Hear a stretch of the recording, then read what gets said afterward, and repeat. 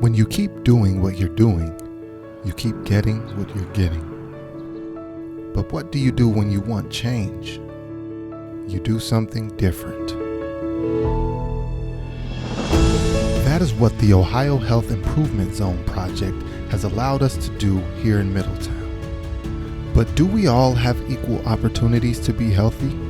It appears that African Americans or Latinos or poor can get almost the same type of quote unquote access to health, but yet they still fare poorly. The Middletown Connect project is funded through the Ohio Department of Health's Ohio Health Improvement Zone pilot project.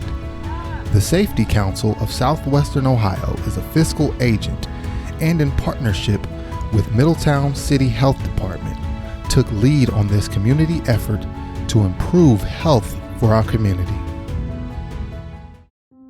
We had only 10 months to begin this community transformation to improve health by working with our health improvement partners or HIP team to improve systems and eliminate barriers to health based on resident input.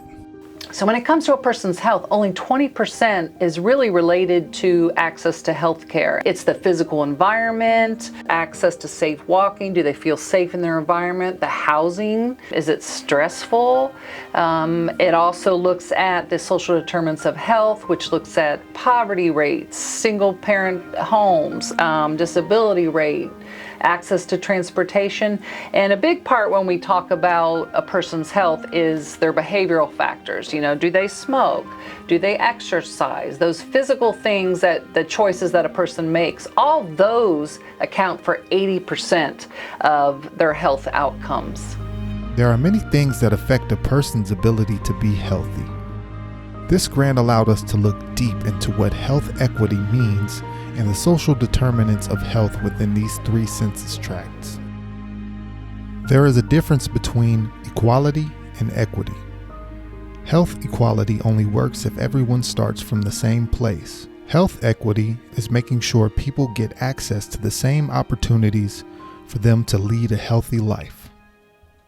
So these 3 census tracts accounted for 14% of the population, yet half the homicides occurred in these 3 census tracts. Almost half of the overdoses occurred in these 3 census tracts, and about 20% of the suicides. So it was just disproportionate when you compared it to the other census tracts in our city. Social determinants of health have a major impact on the community's overall health.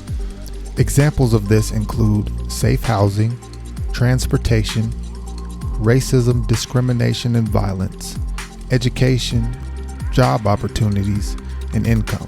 There's a gap, oftentimes, a gap in trust, a gap in relationship between program and system leaders and the residents of communities and those who need the services. So how do we fill that gap? Well, we have to build relationships. We didn't have relationships between the systems and the people and the residents of the community at the beginning of the project. So we recruited a group of ambassadors, natural-born leaders coming out of the community who have stood up in many settings across the city who have said, I want to lead. I have passion, I have interest, and I'm invested. Building trust between ambassadors and city leaders was a priority. 41 city and system leaders showed up for the bus tour. From there, ambassadors, HIP partners, and other city leaders showed up to have a walk and talk in each of these 3 census tracts. So what is different now as a result of our actions? Leaders are making decisions in the community that reflect the work of this project. We have better citizen engagement, as many ambassadors have met with the mayor, increasing trust with local government. As community ambassadors were made aware of statistics regarding their neighborhoods, a better sense of health consciousness has been rooted. We feel both confident and inspired while building a new foundation of health in our city. And our work is just getting started. How will you connect to your community? How are you going to connect to your community? How will you connect with your community? Restore the pride where you reside.